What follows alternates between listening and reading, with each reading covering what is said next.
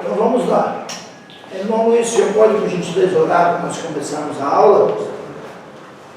Senhor Jesus, querido Deus, maravilhoso Pai, mais uma vez nós estamos na Tua presença, Senhor, para aprender a Tua palavra. Senhor, abençoa cada um que está aqui, Pai querido, abre nosso entendimento, para que nós possamos absorver tudo aquilo, Senhor, que o pastor João, Pai, nos traz de Ti. Abençoa, Senhor, Henrique, Pai querido, da graça, da força. Anima, Pai querido, os alunos para que possamos estar juntos aprendendo a Tua palavra. É o nosso pedido e te agradecemos em nome de Jesus. Amém. Amém. Minha gente, dá uma olhadinha no grupo que está lá em vídeo caseiro, né, do Tempos da Apologia. Está lá uma introdução ao assunto, introdução aos profetas maiores.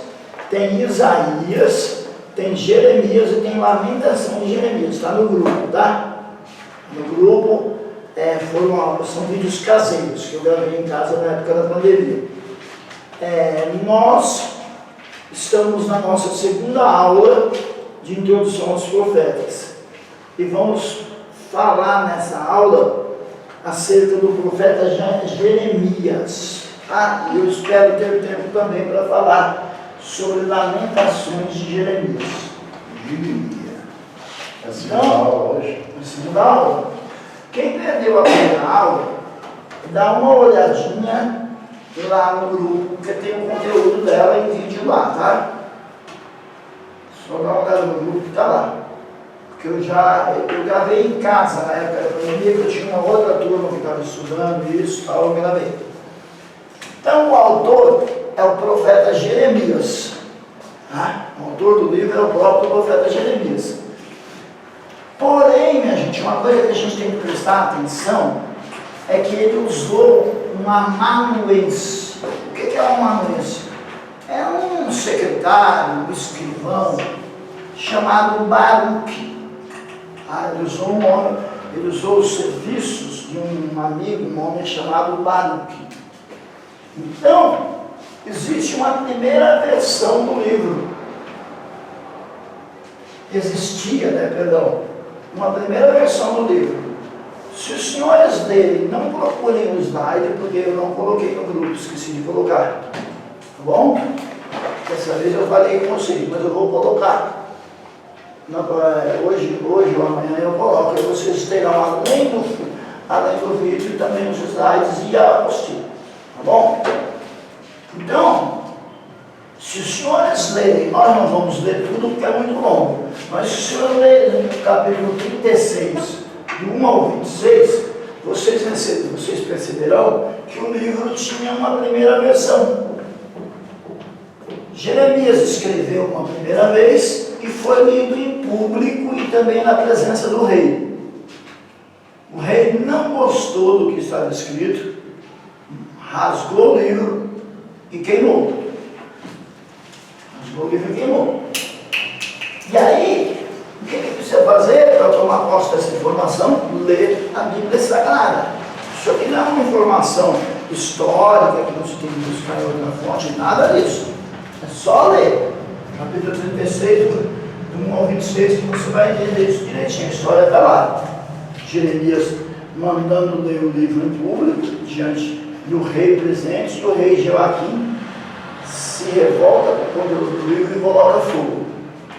Mas aí, sabe o que aconteceu? Surgiu uma segunda versão do livro, ainda maior. Quer dizer que você queimou? Você queimou. Deus manda dizer para você tudo outra vez e mais ainda. Lê para nós o versículo, capítulo 36, o versículo 32. Jeremias, capítulo 36, versículo 32. Por favor. Jeremias. 36, 32. Tomou, pois, Jeremias outro rolo e deu-o a Baruque, filho de Nerias, o escrivão, o qual escreveu nele, da boca de Jeremias, todas as palavras do livro que Joaquim, rei de Judá, tinha queimado no fogo. e ainda se lhes acrescentaram muitas palavras semelhantes. Percebe? Ele queimou o livro, capítulo 36, do 1 ao 26, você lendo, você vai entender que Joaquim queimou o livro. No 36, 32, fica bem claro que ele mandou o escriba dele escrever de novo e ainda Deus autorizou a acrescentar mais coisas ainda, por quanto ele havia destruído o livro. Então a autoria é de Jeremias, mas quem escreve é o secretário Baruque. Provavelmente, Jeremias, ali pelo capítulo 25 em diante, 25, 26 em diante, o livro começa a ser escrito em primeira pessoa. Então, provavelmente dali em diante, Jeremias está escrevendo. Perdão, terceira pessoa. A partir do capítulo 25, o livro começa a ser escrito em terceira pessoa, dando a entender que aí já não é Baruque que está escrevendo, aí já é o próprio Jeremias. Agora nós vemos comprovações de que Jeremias também escreveu certos trechos. Lê para nós, capítulo 30, versículo 2. Aproveita e lê 1 ou 2, por favor. 30, 1 e 2. A palavra que do Senhor veio a Jeremias dizendo: assim falou o Senhor Deus de Israel, dizendo: escreve no livro todas as palavras que eu... Não, era de eu aqui. Escreve no livro todas as palavras que te tenho falado. Deus mandando ele escrever. Então nem tudo foi o amanuense que escreveu. Nem tudo foi Baruque. Algumas coisas ele escreveu de próprio punho. Ainda assim, mesmo com Baruque escrevendo boa parte, conta-se Jeremias como autor. Porque a revelação não foi dada a Baruque, a revelação foi dada a Jeremias. É igual a Romanos. Quem escreve Romanos é um homem chamado Tércio. Tércio quem escreve Romanos. Mas quem recebeu a revelação foi o apóstolo Paulo. Então era comum o uso de amanuenses. Tanto que a gente vê que 1 Pedro é diferente de 2 Pedro em estilo. Porque 1 Pedro ele teve o auxílio de Silas, que é o mesmo Silvano, né? Pedro, ao escrever, teve o auxílio de Silas, que é o mesmo Silvano. E já 2 Pedro ele não teve esse auxílio. Então dá uma diferença de estilo linguístico. O grego de 1 Pedro é um grego mais burilado, mais bonito do que o de 2 Pedro. Pois bem, data. O livro ele é escrito por volta de 605, mais ou menos, tá? 605, 606, que é quando é levado para a Babilônia a primeira leva de cativos. Bom? É levada a primeira leva de cativos.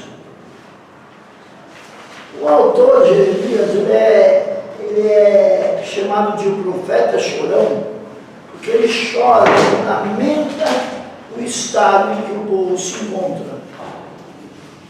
Lamenta o estado de pecado que o povo se encontra. Então, por ele lamentar, por ele falar de forma muito chorosa, ele é considerado o profeta chorão. E também sofreu muito por ser considerado um traidor, tá? Jeremias foi considerado um traidor. Por quê? Porque ele incentivava o povo e as autoridades a render-se à Babilônia.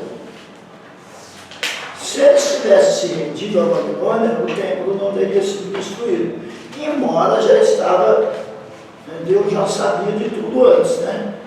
Mas humanamente falando, se eles tivessem ficado do lado de Jeremias, se rendido, não tivesse tentado levantar-se contra a Babilônia, o templo não seria destruído.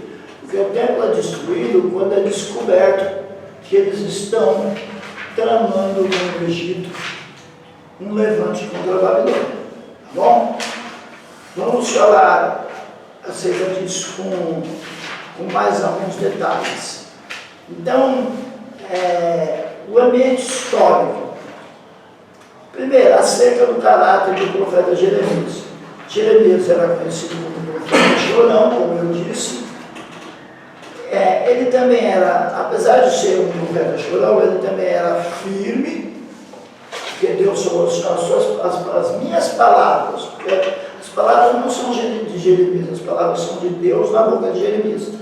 De Deus diz para ele, as minhas palavras na sua boca serão como fogo. Serão como fogo. Então ele tinha convicção, era firme, embora fosse chorão. Consciente do seu chamado, no começo ele faz como Moisés, ele tenta fugir do chamado, mas depois ele se torna bastante consciente do seu chamado. E essa consciência dá a ele agora a coragem, ele se torna corajoso, ele combate os falsos profetas, ele vai preso, ele apanha, e ele é intolerante com o pecado. Não tolerado ao pecado, mas ele é sensível à vontade de Deus. Ele entende a vontade de Deus. Ele entende a vontade de Deus com bastante clareza. Entende com bastante clareza o chamado de Deus para ele. Quando Deus chamou Jeremias ao ministério profético, era mais ou menos 626. Então ele demora um pouco para escrever o livro, tá? Não escreve o livro logo quando ele é chamado. Ele é chamado por volta de 626, e a grande potência da época era a Assíria. A grande potência da época era a Assíria. Gente, assim tal, Assíria.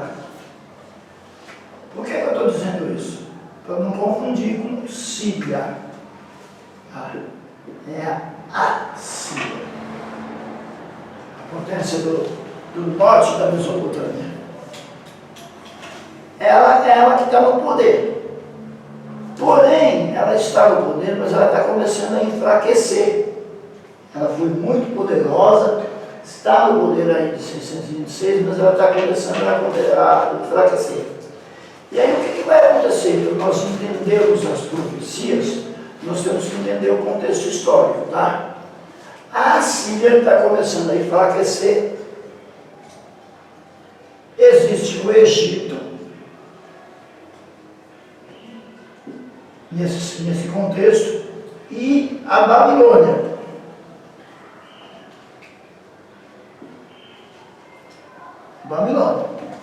Então, gente, se a Síria está enfraquecendo, o Egito e a Babilônia estão de olho para tomar o poder, porque tomando o poder, vai ficar com tudo que está nas mãos da Assíria, incluindo Judá, que Judá, ela está nas mãos da Assíria. Ela tem a sua independência, ela não foi invadida ainda. Houveram tentativas no tempo do rei Ezequias, no ministério de Isaías, houveram tentativas de invadir Judá, que é o reino do sul, mas ele não havia sido invadido, mas continuava sendo vassalo da Assíria. Então, tanto o Egito quanto a Babilônia tinham interesse em derrotar a Assíria para ficar com tudo que estava sob o poder dela. E o que vai acontecer? O faraó Neco, ele vai sair do Egito e ele quer passar por dentro de Judá, que Judá é um território tampão, ele serve de ligação, por isso que ele é tão importante. Ele quer passar por dentro de Judá para fazer guerra contra a Síria, para poder dominar o que estava em poder da Síria. O grande problema é que não é só passar por dentro. Quando ele vai passar, ele vai querer tomar posse do Reino do Sul. Quando ele tenta passar, quando Neco tenta passar, em guerra, morre o rei Josias, que era o rei do Reino do Sul. Josias morre na batalha contra o faraó Neco. E o faraó Neco prossegue em marcha, só que quando chega em Carquemes, ele dá de cara com Nabucodonosor. Ao invés de dar de cara com o exército da Síria, ele dá de cara com Nabucodonosor, porque Nabucodonosor já havia vencido a Síria. E aí o faraó Neco é derrotado por Nabucodonosor e ele volta para o Egito derrotado. Josias morreu. Neco, durante o pouco tempo que ele esteve no poder no que diz respeito a Judá, ele mudou o rei.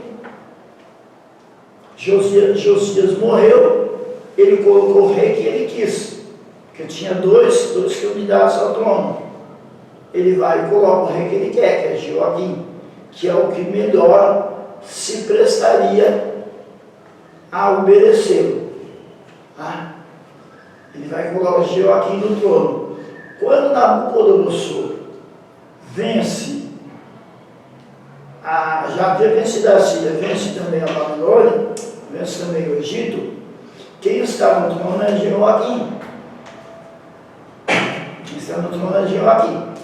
E aí o que vai acontecer? Nabucodonosor vai levar a primeira leva de cativos para a Babilônia. Eu gosto de usar, como varia de um historiador para outros, um fala 605, outro fala 606, outro 607, eu prefiro colocar tudo 6 as datas, porque aí fica fácil para guardar as 3 levas de cativos 606, 596 e 586 é a derrubada do templo. Então assim, de 10 em 10 anos, ele vem de 10 em 10 anos. 606, ele leva os nobres. É em 606 que vai Daniel e os 3 moços para a Babilônia. Na segunda leva, 596, quem vai para a Babilônia é Ezequiel. Vai bastante gente, mas de profeta, quem vai é Ezequiel. Quem vai é Ezequiel. Quando Ezequiel chega, já faz 10 anos que Daniel está lá. 606 vai Ezequiel e 586 cumpre-se a profecia de Jeremias que o templo seria derrubado. E também no próprio Ezequiel também profetiza a derrubada do templo, que acontece em 586. Então nós estamos diante de um contexto em que Jeremias começa a profetizar que o povo deveria render-se à Babilônia, que aí tinha trocado o faraó. Neco havia morrido. E o faraó que substituiu o Neco começou a provocar tanto a Síria, que já havia sido derrotada, quanto Judá, a se juntar os 3, a Síria, Judá e o Egito, para tentar derrotar Nabucodonosor. Mas não ia acontecer, porque não era somente o poder do exército de Nabucodonosor. O negócio é que Nabucodonosor havia sido levantado por Deus para aquela questão. Havia sido levantado por Deus. Quando se fala que Nabucodonosor endureceu, esticou o seu arco, Ao invés de dizer que foi Nabucodonosor que esticou o seu arco, diz que Deus esticou o seu arco. Então o arco de Deus e o arco de Nabucodonosor. Ou seja, Deus está permitindo, Deus foi que levantou Nabucodonosor. Não foi isso que Daniel falou para Deus, para Nabucodonosor? Quando Nabucodonosor teve aquele sonho que ele não entendeu, Daniel foi e discerniu o sonho e falou: o Deus do céu levantou você. Essa árvore enorme que você viu, e com todos abrigados embaixo, essa árvore é você, porque Deus te levantou para que todos fiquem abrigados abaixo de você. Os senhores lembram disso? Se não lembram, queridos, olha para cá, deixa eu ver, olha para cá, Luiz, por favor. Deixa eu ver o jeitinho de vocês. Se vocês não lembram disso que eu estou falando, que eu estou contando a história. Se vocês não lembram disso, isso não é necessário ser estudado em livro nenhuma parte. Você pode usar um livro à parte, mas ele vai apenas explicar o que a Bíblia já está dizendo. Então, para você entender isso que eu estou falando direitinho, no final da apostila tem livros, você gosta de ler, pode adquiri-los, mas não é estritamente necessário, porque você lendo o profeta Jeremias, o profeta Ezequiel e o profeta Daniel, esses três profetas, você vai entender direitinho essa história, esse contexto histórico. Tá bom? Entender com riqueza de detalhes. E aí o que acontece? Jeremias é considerado um traidor por profetizar que o povo deveria render-se a Nabucodonosor. Fica quietinho, porque essa é a vontade de Deus. A nação vai ficar 70 anos lá mesmo, já está determinado que ficarão 70 anos. Então, fiquem os 70 anos lá em paz, porque depois Deus vai te trazer de volta, vai nos trazer de volta. Eles não dão crédito à mensagem de Jeremias e acabam sofrendo ainda mais. Tá? Acabam sofrendo ainda mais. Olha aí. Então tem a batalha e Josias morre. Josias era um rei, ele morre nessa batalha, quando o faraó Neco tenta passar e passa realmente por dentro do território de Judá. Olha o que diz o nosso texto. Depois da morte trágica de Josias, o seu povo ungiu Jeoacás, seu filho, rei em Judá. O povo colocou Jeoacás lá. Neco, porém, o depôs, faraó Neco depois que ele ficou no comando, depois a favor de Joaquim, seu irmão, pensando que ele serviria melhor aos propósitos do Egito. O rei ele é trocado. E aí o Egito, ele não se atrevia a levantar-se contra a Babilônia. Ele ficava fazendo intriga entre os seus países contra a Babilônia para se juntar todo mundo para tentar derrotar Nabucodonosor. Mas sem chance, porque era a vontade de Deus que Nabucodonosor ficasse no domínio tanto da Babilônia quanto de Judá naquele momento histórico. Então, o que era a mensagem e o ensino de Jeremias? Porque ele tinha uma mensagem. Politicamente, como nós já vimos, o profeta perdeu, mas espiritualmente obteve redundante vitória. Por que ele perdeu politicamente? Porque a posição política dele era de obediência à Babilônia. O povo não obedeceu. O povo, vamos usar um termo político aqui, o povo não votou com ele. Mas, em compensação, espiritualmente ele foi vitorioso, que as suas profecias cumpriram-se ao pé da letra. Cumpriram-se ao pé da letra.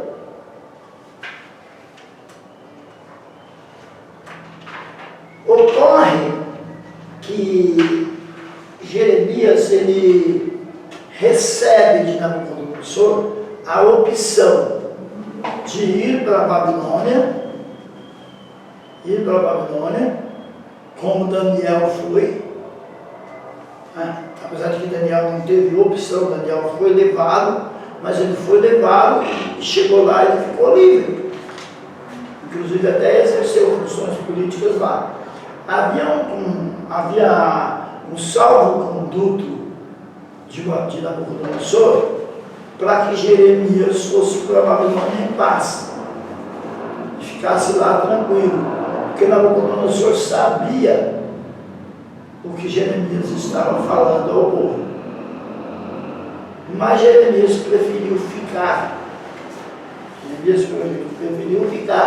E profetizar, ensinar o seu povo e tentar remover o povo da situação de pecado em que eles se encontravam. Jeremias ele já havia ajudado Josias, né? Josias foi um bom rei. As profecias de Jeremias a princípio foram ouvidas a princípio, tanto foram ouvidas que há um avivamento na época de Josias. O sacerdote Uquias, ele encontra o livro da lei na época de Josias, e há um avivamento. Jeremias participa de tudo isso, mas aquilo foi uma coisa momentânea. O povo outra vez voltou ao pecado. O interessante é que há um motivo para que sejam exatamente 70 anos. Não é que Deus escolheu um número, eu quero que vocês fiquem 70 anos lá. Não, há um motivo. Havia uma determinação de Deus, lá do Deuteronômio, que eles usassem a terra por 6 anos e no 7º ano deixassem a terra descansar. E aí eles tinham que confiar em Deus, que no 6º ano eles iam colher o suficiente para não precisar trabalhar no 7º ano. Pois é, eles foram desconfiando de Deus, até que acumulou-se 70 anos sabáticos. Eles falaram: bom, já que vocês não deixam a terra descansar, eu vou tirar vocês da terra para a terra poder descansar. Então, além do pecado, o motivo é a falta de confiança, a falta de fé. Ou seja, não deixou a terra descansar. Eu vou tirar vocês daí para a terra descansar. Isso me deixa muito preocupado. Muito preocupado. Com alguns irmãos, o crente, não é só o crente, todo mundo precisa trabalhar. A Bíblia diz que nós temos que trabalhar todos os dias para ganhar o pão de cada dia com o suor do nosso bolso, para nós não sermos pesados aos nossos irmãos. Mas eu fico preocupado quando o crente é excessivamente materialista e ele não para. Ele não tem tempo para as coisas de Deus, não tem tempo para a família, não tem tempo para ele, nem para ele mesmo. É aquela loucura. Ele não confia que se ele levar uma vida normal, Deus irá abençoá-lo. Você fala isso porque você tem o seu tipo de trabalho. Eu, no meu tipo de trabalho, se eu quiser trabalhar todo dia, eu tenho trabalho todo dia. E uma época eu fiz isso. Me bateu uma falta de confiança. Se eu não trabalhar, vai faltar dinheiro, vai faltar provisão. E comecei a trabalhar todo dia. Deus me parou. Fica doente aí um pouquinho, para você parar um pouquinho de trabalhar. Foi mais ou menos o que Deus fez com o povo. Pior, porque eles, além de não deixar a terra descansar, ainda tinham outros pecados. Deus falou: peraí, então a terra vai descansar, eu tiro vocês daí, vocês vão no cativeiro, a terra descansa 70 anos. Então isso me preocupa muito, de haver na nossa vida um cativeiro que nos faça parar. Ah, você não para, você acha que você é que resolve tudo com o seu braço. Eu vou fazer você parar. Eu tenho preocupação com isso. Porque eu vejo essa situação neste povo quando estudo. Quando estudo eu vejo essa situação, um povo excessivamente preocupado com o trabalho. Não estou dizendo que não seja para trabalhar, é para trabalhar. A Bíblia diz que é para trabalhar todos os dias para ganhar algum de cada dia com o suor do seu rosto. Eu já deixo isso para falar, professor. O que me preocupa são situações assim, ó. Nós estamos numa empresa e aí o patrão pergunta assim: quem quer fazer hora extra? O crente é o primeiro a levantar a mão. Aí ele não vem no culto, trabalha no domingo, vem na escola não vem na escola dominical, porque trabalha no domingo, ele não faz mais nada na igreja. E foi o que o patrão perguntou: quem quer? Ele se voluntariou. Diferente do patrão, o patrão falou assim: olha, quem não cooperar comigo aqui, porque tem patrão que fala abertamente: eu estou precisando de mão de obra, quem não cooperar comigo aqui, se o serviço cair e tiver facão, quem não cooperou é os primeiros que rolam. Às vezes ele não fala diretamente, mas ele deixa, eu vou usar um termo coloquial aqui, não se ofenda, por favor, ele deixa correr entre a peãozada. Ele não fala diretamente, mas ele deixa o ato correr, ó. Quem não cooperar com o homem, quem não fizer hora extra, eu vou falar que não vai ser o primeiro a rodar. Então é uma situação que aí não tem como, você tem que preservar o seu emprego. Mas o patrão está perguntando quem pode vir, quem quer vir, o crente lá, ele é o primeiro. Essas coisas me preocupam. Essas coisas me preocupam porque tem que ter tempo também para Deus, para si mesmo e para a família. Pois não, meu pastor? Na verdade, pessoas cansadas, eles negociam valores e não acreditam que outras poderão estar ajudando ele. Uma vez o pastor caiu 2 vezes esse cara. Caiu aqui, estava aqui, foi na casa dele. Eu falei: pastor, vai descansar, vai cansar. O seu filho, quase eu devia ter falado: seu filho prega melhor do que o senhor tudo. Deixa o seu filho trabalhar, vai descansar, rapaz. Aí ele se cansa, se machuca e não relaxa, né? Você não vê lá, pessoas cansadas negociam valores. Você vê que o Esaú lá, cansado, vendeu a sua direito pelo jeito grande. Então, tem que descansar. Precisa. Relaxa. Fazer o que tem que fazer, mas relaxa. Tem que ter um momento. O próprio Deus deixou esse exemplo, né? Será que Deus estava cansado mesmo? Quando ele fez o mundo de 6 dias sobre o céu? Só se cansa quem está cansado, né? Mas será que Deus estava cansado? Ele descansou? Não, ele não descansou porque estava cansado, ele quis dar exemplo, que precisa Ele descansar. deixou o exemplo. Ele descansou para deixar o exemplo. Porque colocar Deus cansado é humanizar Deus. Quem